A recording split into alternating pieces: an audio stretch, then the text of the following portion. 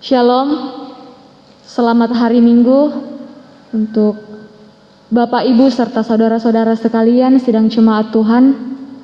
Kita akan masuk dalam ibadah hari Minggu. Mari kita mempersiapkan hati kita, mari kita mempersiapkan waktu kita yang terbaik untuk Tuhan. Haleluya, syukur kepada Tuhan. Waktu berlalu sangat cepat. Hari ini kita memasuki minggu ke-52. Ini adalah minggu yang terakhir di tahun 2020. Kita berkumpul bersama di tempat ini untuk mensyukuri segala kasih dan penyertaan Tuhan dalam setiap bentuk kehidupan kita. Tema yang menuntun kita hari ini ialah menjadi mahkota keagungan di tangan Tuhan.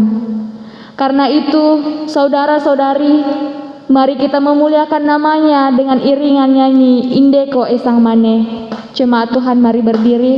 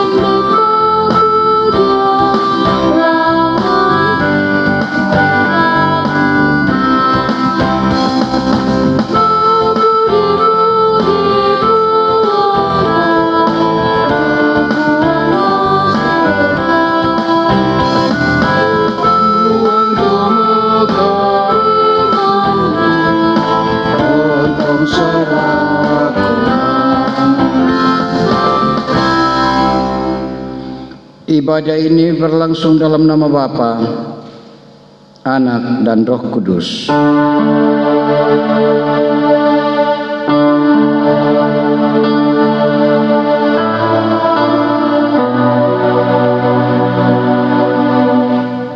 Salam dari semua orang kudus kepada kamu. Kasih karunia Tuhan Yesus menuntun kita dalam ibadah ini. Salam bagimu juga.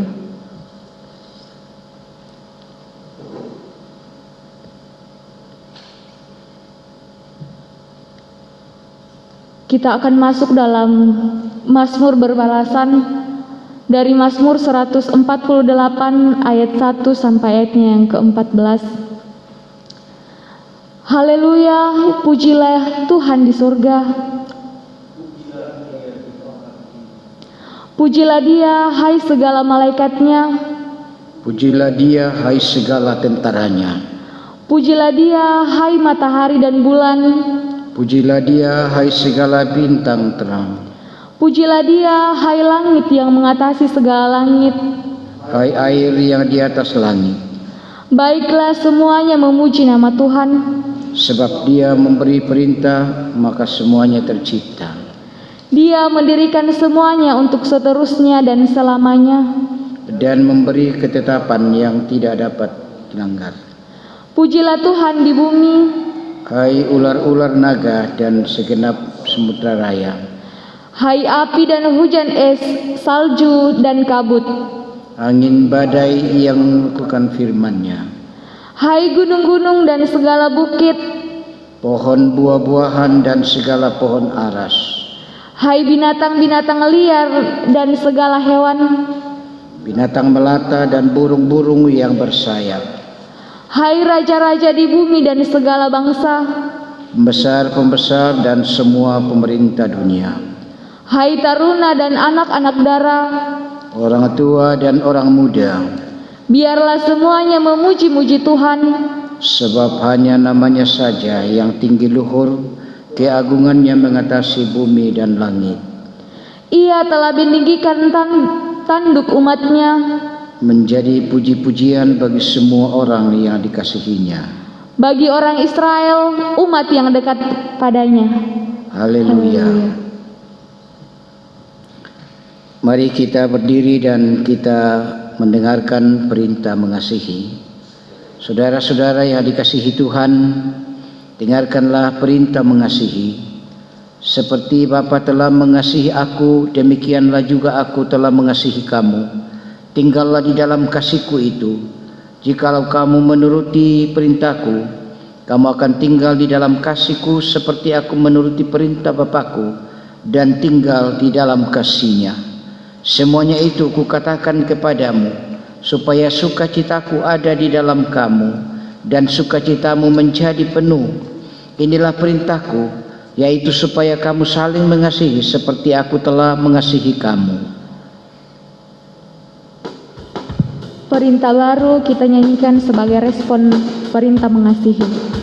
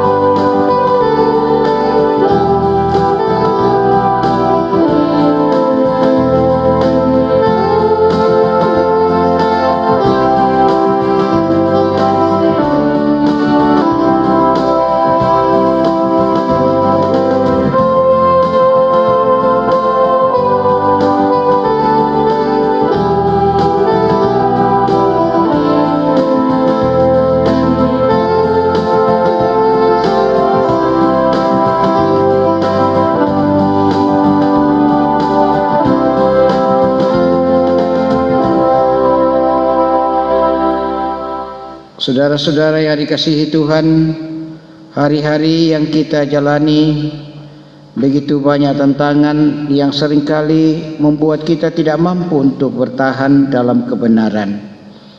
Dalam ketidaklayakan dan kelemahan kita, mari bersama-sama dengan kerendahan di hati mengungkapkan kepada Allah, Ya Bapa Surgawi, sebagai umat ketebus-Mu, kami sering melakukan sikap yang tidak berkenan kepadamu dalam kehidupan sehari-hari, menunaikan tugas dan tanggung jawab kami masing-masing. Kami mohon kepadamu, Ya Bapa, tolonglah kami, kasihanilah kami, ampuni dosa kami.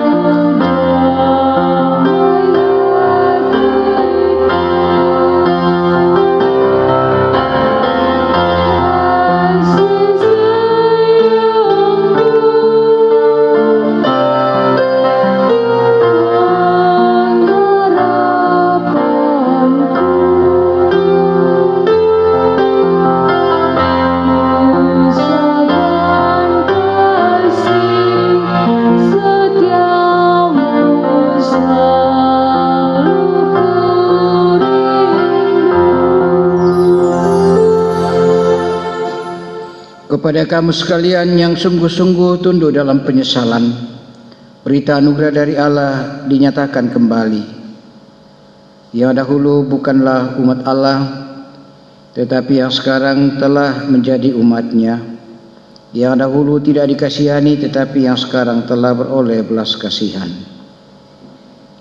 Silakan duduk kembali. Kita akan memberikan tanda ungkapan syukur kita kepada Tuhan melalui pundi persembahan.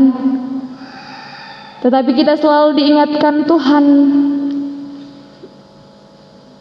dari Mazmur 148 ayat 13. Biarlah semuanya memuji-muji Tuhan, sebab hanya namanya saja yang tinggi luhur, keagungannya mengatasi bumi dan langit.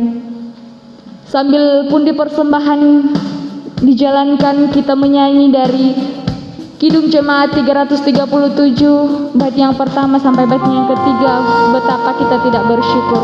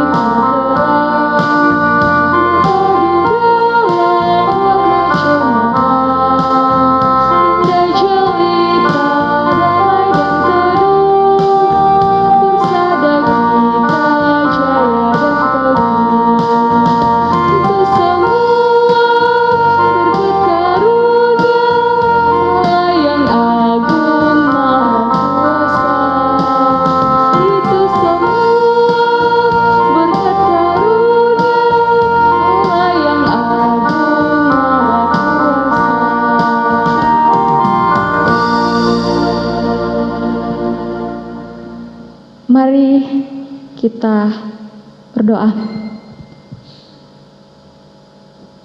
Terima kasih Tuhan untuk kasih setia Tuhan yang boleh kami rasakan hingga pada saat ini. Dan saat ini ya Tuhan, kami telah memberikan ungkapan syukur kami kepada Tuhan melalui pundi persembahan. Biarlah persembahan kami ini ya Tuhan boleh berkenan di hadapan hadirat Tuhan, bahkan boleh dikelola di tengah-tengah jemaat di tempat ini dengan baik, untuk menyebarluaskan firman-Mu di tengah pelayanan di jemaat ini. Di dalam nama Tuhan Yesus kami berdoa. Amin. Bapak Ibu Saudara-saudara, kita akan mempersiapkan hidup kita menyambut pemberitaan firman Tuhan. Karena itu mari kita berdoa. Di hari yang Engkau kuduskan dan khususkan bagi kami untuk berjumpa dengan Tuhan, bersekutu dengan Tuhan dalam persekutuan kami. Kami sudah mempersiapkan hidup kami Tuhan. Setelah Engkau memberkati kami 6 hari lamanya untuk melakukan aktivitas. Dan di saat ini sebagian kami telah berada di dalam rumah-Mu yang kudus. Dan bahkan saudara-saudara kami, orang tua kami yang mempersiapkan diri di rumah masing-masing. Tuhan berkati kami. Saatnya kami akan membuka firman-Mu untuk kami baca dan renungkan. Ya Roh Kudus, tolonglah kami untuk mengerti dan melakukan, sehingga kami adalah orang yang berbahagia. Karena itu berkati kami hamba-hambamu yang akan menyampaikannya, baik membacakan maupun menguraikan, karena kami terbatas Tuhan. Ampuni dosa kami dan berfirmanlah, karena kami sesungguhnya telah siap mendengar firman-Mu.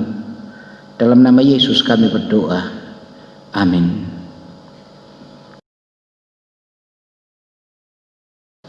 Pembacaan pertama firman Tuhan terambil dari Yesaya pasal 61 ayat 10 sampai dengan Yesaya 62 ayatnya yang ketiga.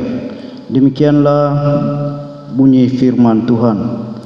Aku bersukaria di dalam Tuhan, jiwaku bersorak-sorai di dalam Allahku, sebab Ia mengenakan pakaian keselamatan kepadaku dan menyelubungi aku dengan jubah kebenaran, seperti pengantin laki-laki yang mengenakan perhiasan kepala dan seperti pengantin perempuan yang memakai perhiasannya. Sebab seperti bumi memancarkan tumbuh-tumbuhan dan seperti kebun menumbuhkan benih yang ditaburkan, demikianlah Tuhan Allah akan menumbuhkan kebenaran dan puji-pujian di depan semua bangsa-bangsa.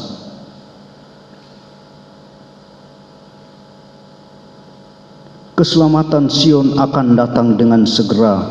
Oleh karena Sion, aku tidak dapat berdiam diri, dan oleh karena Yerusalem, aku tidak akan tinggal tenang sampai kebenarannya bersinar seperti cahaya dan keselamatannya menyala seperti sulu.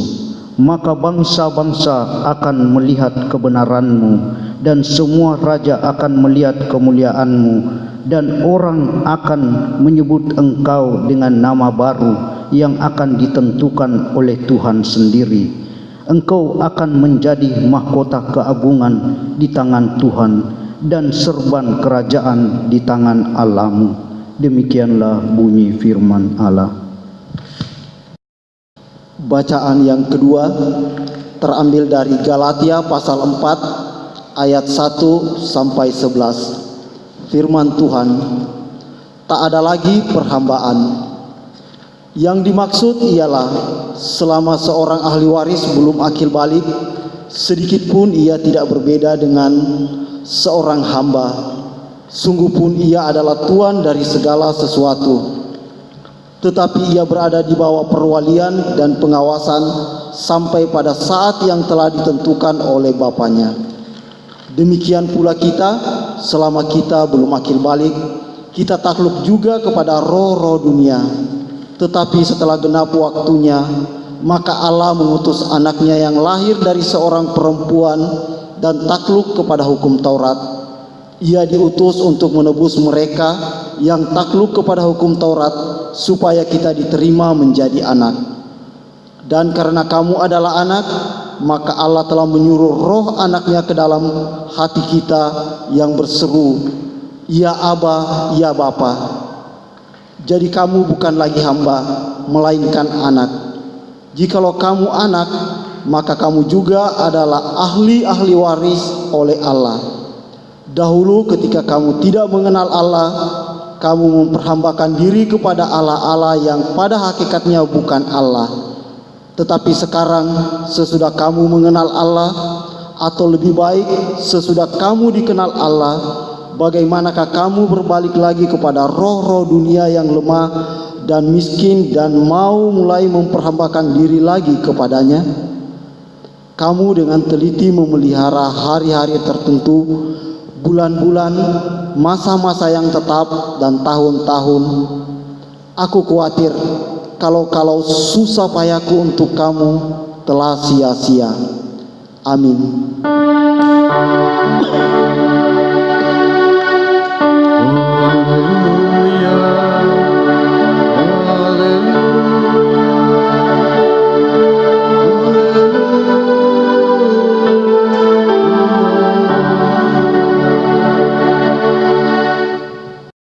Injil Lukas pasal 2 ayat 21 hingga ayat yang ke-40. Bunyi firman Tuhan demikian, Yesus disunat dan diserahkan ke kepada Tuhan Simeon dan Hana. Dan ketika genap 8 hari dan ia harus disunatkan, ia diberi nama Yesus, yaitu nama yang disebutkan oleh malaikat sebelum ia dikandung ibunya. Dan ketika genap waktu pentahiran menurut hukum Taurat Musa, mereka membawa dia ke Yerusalem untuk menyerahkannya kepada Tuhan. Seperti ada tertulis dalam hukum Tuhan, semua anak laki-laki sulung harus dikuduskan bagi Allah.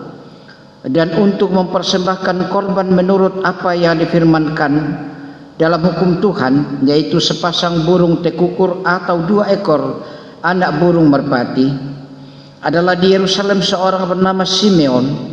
Ia seorang benar dan saleh yang menantikan penghiburan bagi Israel. Roh Kudus ada di atasnya, dan kepadanya telah dinyatakan oleh Roh Kudus bahwa ia tidak akan mati sebelum ia melihat Mesias, yaitu dia yang diurapi Tuhan. Ia datang ke bait Allah oleh Roh Kudus ketika Yesus anak itu dibawa masuk oleh orang tuanya untuk melakukan kepadanya apa yang ditentukan hukum Taurat.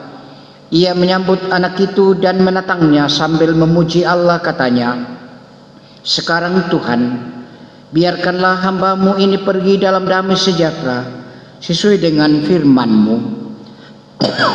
Sebab mataku telah melihat keselamatan yang daripada-Mu, yang telah Engkau sediakan di hadapan segala bangsa, yaitu terang yang menjadi penyataan bagi bangsa-bangsa lain dan menjadi kemuliaan bagi umat-Mu Israel." Dan bapa serta ibunya amat heran akan segala apa yang dikatakan tentang dia.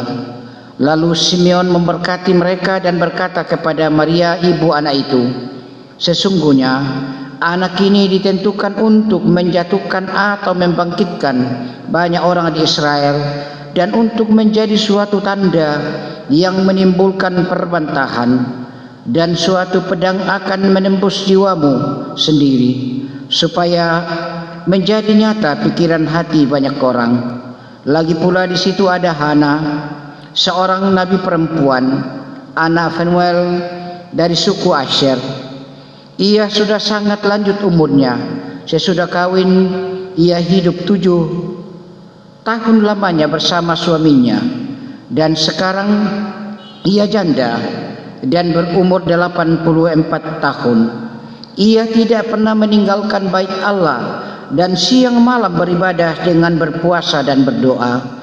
Dan pada ketika itu juga datanglah ia ke situ dan mengucap syukur kepada Allah dan berbicara tentang anak itu kepada semua orang yang menantikan kelepasan untuk Yerusalem. Dan setelah selesai semua yang harus dilakukan menurut hukum Tuhan, kembalilah mereka ke kota kediamannya, yaitu kota Nazaret di Galilea. Anak itu bertambah besar dan menjadi kuat, penuh hikmat, dan kasih karunia Allah ada padanya. Amin.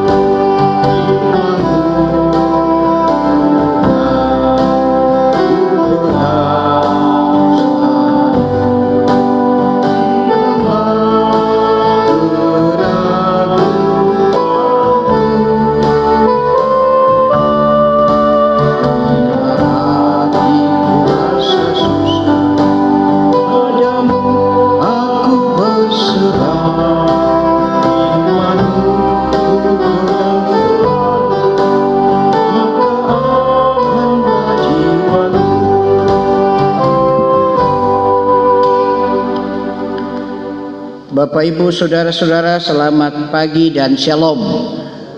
Apa kabar? Ya, pasti luar biasa.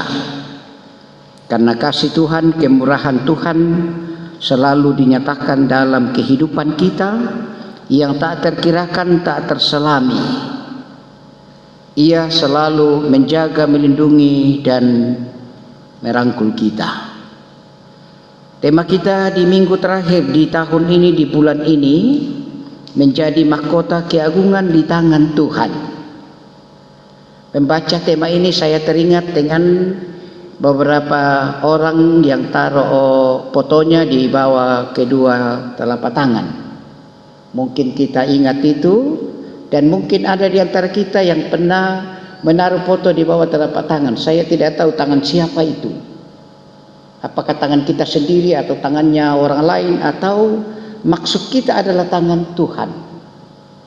Mungkin seperti itu, karena di situ biasa, ke dalam tanganmu kuserahkan hidupku. Nah, itu adalah hal yang tidak salah, karena itu salah satu peraga. Kalau memang kita memahami dan kita mengerti bahwa hidup kita ada di bawah kuasa dan pimpinan oleh Tuhan. Karena itu tema kita berkata mahkota di tangan Tuhan. Dan menurut Kamus Besar Bahasa Indonesia, mahkota itu merupakan lambang kekuasaan, legitimasi, keabadian, kejayaan, dan seterusnya.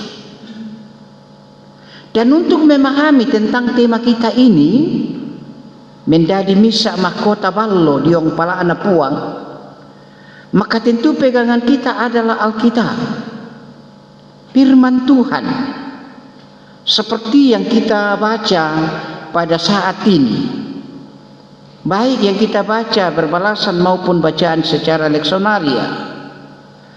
Di sana mengajak seluruh dalam Mazmur, mengajak seluruh ciptaan Allah untuk memuji Allah sebagai satu-satunya pencipta.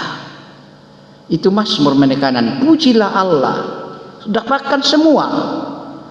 Demikian pun Nabi Yesaya. Kalau kita lihat ayat Yesaya 61 ayat 10 sampai 11, menekankan soal pujian kepada Allah atas janji keselamatan yang dilukiskan dengan pengantin yang memakai perhiasan yang bagus, yang indah, yang mempesona, yang menarik. Dan juga disebutkan di situ atas kebun yang menumbuhkan benih yang ditabur untuk kehidupan masa depan. Nabi Yesaya menggambarkan, melukiskan. Dan benarlah kalau ada orang menanam benih lalu tidak tumbuh apa yang kita mau harapkan, tentu tidak ada apa-apa. Karena itu Nabi Yesaya mengatakannya, menggambarkannya yang kita hadapi dan alami setiap saat. Demikian pun pada pasal 62 ayat 3, pemenuhan janji sebagai bukti kedaulatan kasih Allah melalui penyelamatan, yang penyataan kebenaran Allah. Dan oleh karena itu mereka menerima menjadi mahkota keagungan Tuhan, dan mereka menikmati dan mereka bersuka cita. Karena itu pun Rasul Paulus menjelaskan tentang Yesus sebagai penggenapan janji Allah itu, yang diutus untuk menebus manusia dari perhambaan hukum Taurat dan untuk memerdekakan mereka dalam Kristus Yesus, dan tidak lagi disebut sebagai hamba tetapi anaknya, supaya dapat memanggilnya ya Aba, ya Bapa. Jadi bukan lagi hamba tetapi menjadi anak, sehingga wajib dan wajar dan tepat kalau ia, dan siapakah ia itu, mereka yang telah dimerdekakan, kita yang telah menerima Yesus Tuhan dan Juru Selamat, anak Allah, boleh menyapa Bapa di sorga, ya Abba, ya Bapa. Karena itu dalam Injil Lukas, di sana ada seorang yang bernama Simeon yang hidup benar menantikan janji, yakni Sang Penyelamat yang akan datang. Dan dikatakan bahwa dengan pekerjaan Roh Kudus, Simeon yakin bahwa tidak akan mati sebelum janji itu atau hal itu menjadi kenyataan. Sebelum firman itu menjadi manusia dan telah menjadi kenyataan. Tang tatiro rekatau tang tapari kamatan ta bahasa Torajanya. Mentolino mutu bisara sia tongkon tau mata di sesalan. Injil Yohanes pasal 1 ayat yang ke-14. Simeon hidup di dalam kebenaran. Kalau saya boleh katakan, kita akan menatangnya, kita akan menjumpainya dan dijumpainya ketika kita hidup di dalam kebenaran, sehingga kita yakin dan percaya bahwa sampai mati pun atau sampai kita meninggalkan dunia pun ia tetap, dan sampai kita meninggalkan dunia pun memang tetap. Boleh kita bandingkan Roma pasal 8 ayat 31 dan ayat-ayat berikutnya. Tidak ada yang dapat memisahkan kita dari kasih Allah di dalam Yesus Kristus. Karena itu ia melihat Mesias dengan matanya sendiri, yaitu dia yang diurapi Tuhan, yaitu Yesus. Saudara-saudara yang kekasih dalam Tuhan, beberapa hal yang dapat kita pelajari, untuk kita pahami, dan untuk kita lakukan dalam kehidupan kita sehari-hari. Kalau kita mau menikmati kedamaian, kebahagiaan yang sesungguhnya itu yang berasal daripada Allah. Pertama saya mau katakan ialah bahwa seluruh ciptaan patut memuji Tuhan yang adalah Sang Pemelihara dan juga Sang Penguasa. Hanya Allah yang patut dipuji dan disembah dan bahkan dimuliakan. Karena dialah pencipta, dialah pemelihara, dialah penguasa akan kehidupan ini. Yang kedua ialah bahwa hidup di dalam kesalehan dan kebenaran untuk menerima keagungan Allah seperti Simeon adalah hal yang patut, wajib untuk kita hidup, karena dia yang datang itu yaitu adalah Allah yang benar. Dia adalah Allah yang adil dan saleh. Karena itu supaya kita menyatu dengan dia, hiduplah di dalam kebenaran, hiduplah di dalam kerendahan hati, dan percayalah hanya kepadanya. Yang ketiga Bapak Ibu yang saya mau katakan ialah bahwa dalam ketidakberdayaan manusia karena dosa, tetapi oleh perwujudan janji Allah melalui kedatangan Mesias yang di dalam dirinya dinyatakan karya penyataan Allah, kembali mengalami pembaharuan hidup dan memiliki pengharapan serta menjadi mahkota keagungan di tangan Tuhan. Karena itu ketika kita telah dibaharui dengan dibaptis di dalam nama Bapa, Anak dan Roh Kudus, kita telah berada di dalam kuasa dan telah menikmati warisan dari Allah. Warisan atas segala ciptaan ini, warisan keselamatan dan warisan tuntunan dalam perjalanan kehidupan kita kini dan sepanjang masa, sehingga kapanpun, dimanapun dan bagaimanapun keadaan, tidak membuat kita takut apalagi jauh daripada Tuhan, tetapi semakin mendekatkan diri kepada Tuhan. Seperti yang seringkali saya katakan bahwa kalau memang ada takut cemas karena corona ini, beda dengan takut kepada Tuhan. Kalau kita takut dan cemas kepada virus corona ini, berarti kita menjauhi dari dia, dan itu Alkitabiah. Amsal pasal 22 ayat yang ketiga. Orang bodoh itu melabrak malapetaka, tetapi orang yang menjauhi malapetaka adalah orang bijak. Karena itu takut kepada Tuhan beda dengan takut kepada corona. Takut kepada Tuhan semakin mendekatkan diri supaya kita diampuni, supaya kita dikasihani.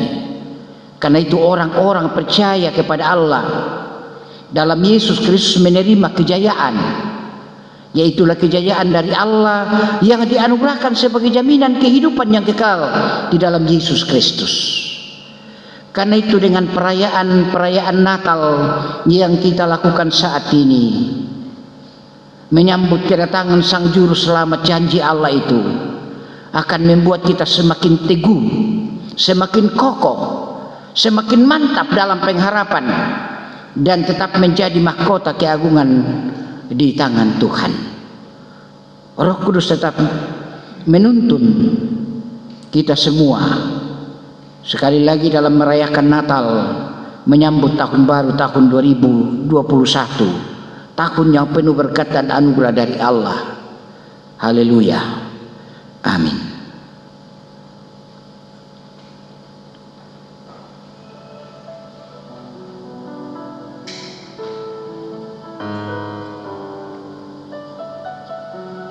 Sekali lagi Bapak Ibu dan saudara-saudara, marilah dalam perjalanan kehidupan kita ini kita senantiasa memuji Tuhan. Marilah kita hidup di dalam kebenaran. Dan hendaklah kita menikmati hidup baru yang Allah telah nyatakan di dalam Yesus Kristus. Kita berdoa. Kami kembali bersyukur kepadamu Tuhan, atas kebaikan-Mu kepada kami, anugerah-Mu dan berkat-Mu. Janji-Mu telah menjadi nyata dan pertolongan-Mu telah terbukti bagi kami semua. Engkau berkenan kami kembali menyembah-Mu di hari yang Engkau kuduskan ini, di minggu yang terakhir di tahun ini Tuhan. Luar biasa kasih-Mu kepada kami. Kami boleh luput dari hal yang tidak kami dambakan dan Tuhan tidak menghendakinya. Karena itulah kami datang bersyukur. Terima kasih firman-Mu yang sudah kami dengar. Kiranya semakin memperkokoh kehidupan kami, untuk senantiasa kami percayakan ke dalam tangan Tuhan. Karena hidup kami adalah hidup yang sungguh berat di karunia Tuhan, untuk kami persembahkan kepada Tuhan sendiri. Karena itu sekali lagi Tuhan, berkati kami semua dengan firman-Mu. Kuatkan ketika kami lemah seperti yang dialami oleh beberapa orang tua kami yang lemah karena lanjut usia. Sembuhkan ketika kami sakit seperti yang dialami oleh beberapa saudara-saudara kami karena dalam kondisi yang sakit. Sembuhkan Tuhan, baik mereka yang di rumah masing-masing maupun mereka yang ada di rumah sakit. Ada saudara kami Obed di rumah sakit di PB. Ada hamba-Mu Ibu Yohana John Penanangan. Dan mungkin masih ada yang kami tidak sebutkan, Tuhan Engkau yang tahu. Pulihkan Tuhan sehingga mereka kembali ke rumah, bahkan kembali bersekutu dengan kami. Tuntun ketika kami gelisah sehingga kami tidak melakukan yang salah, tetapi kami hidup di dalam kebenaran. Terlebih Tuhan, kami hamba-hamba-Mu yang Engkau telah panggil dan utus, baik sebagai majelis gereja, sebagai pengurus organisasi intragerejawi. Kamilah yang Engkau perkenankan untuk mengatur dan mengelola pelayanan sebagaimana semestinya yang Allah kehendaki lewat firman-Mu. Karena itu Tuhan, memberkati kami semua. Terlebih Tuhan, kami mempersiapkan hidup kami untuk menyambut tahun yang baru, tahun 2021. Tuhan tolong kami semua sehingga kami melangkah dengan pasti dengan terang firman-Mu dan berjalan dengan jelas karena kuasa kasih-Mu. Begitu juga bangsa dan negara kami ini Tuhan, kami mohonkan berkat-Mu untuk pemerintah kami, sehingga ada kedamaian, ada ketenangan, ada kesejahteraan, ada kasih, ada sukacita, ada damai sejahtera dan Allah yang kami puji dan muliakan. Sekali lagi berkati pemerintah kami, baik yang ada di pusat maupun di daerah-daerah. Pergumulan yang kami hadapi bersama-sama Tuhan, tolong kami semua, buatkan kami menghadapinya dan mampukan kami untuk mewujudkan apa yang kami harapkan dan dambakan. Pergumulan karena virus corona ini, pergumulan karena soal politik di negara Republik Indonesia yang kami cintai ini, pergumulan karena soal ekonomi, soal pendidikan anak-anak kami semua, dan bahkan berbagai hal Tuhan. Tuhan sumber kehidupan dan kekuatan bagi kami semua. Karena itu sekali lagi mohon berkat pertolongan-Mu untuk kami sekalian sepekan akan datang ini dalam berbagai aktivitas kami.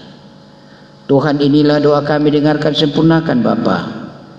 Karena semuanya ini kami sampaikan kepadamu di dalam Kristus Yesus Tuhan kami, Tuhan dan Juru Selamat kami yang hidup, menghidupkan dan menyelamatkan, dan yang sudah mengajar kami doa Bapa kami. Bapa kami yang di sorga, dikuduskanlah nama-Mu, datanglah kerajaan-Mu, jadilah kehendak-Mu di bumi seperti di sorga. Berikanlah kami pada hari ini makanan kami yang secukupnya, dan ampuni kami akan kesalahan kami, seperti kami mengampuni orang yang bersalah kepada kami. Dan jangan membawa kami ke dalam pencobaan, tetapi lepaskan kami daripada yang jahat, karena Engkau yang punya kerajaan dan kuasa dan kemuliaan sampai selama-lamanya. Amin.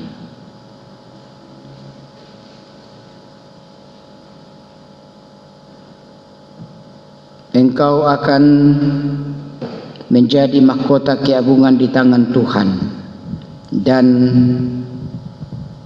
kerajaan di tangan Allahmu. Yesus terangmu, pelita hatiku.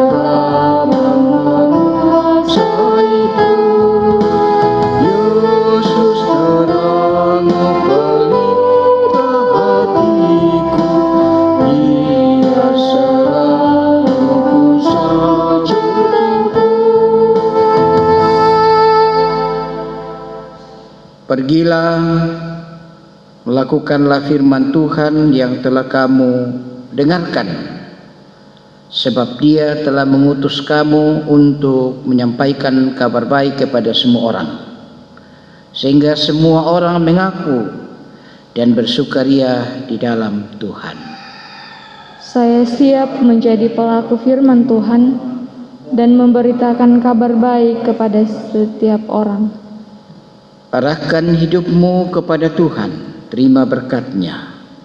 Tuhan memberkati engkau dan melindungi engkau. Tuhan menyinari engkau dengan wajah-Nya dan memberi engkau kasih karunia. Tuhan menghadapkan wajah-Nya kepadamu dan memberi engkau damai sejahtera. Amin. Tak terbatas kita nyanyikan sebagai lagu penutup ibadah kita.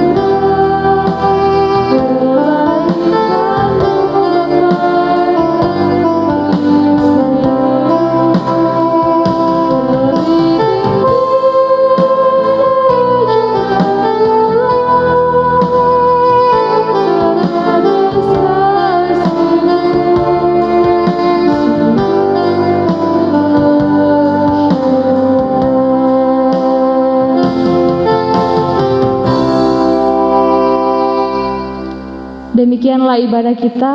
Tuhan Yesus memberkati. Shalom.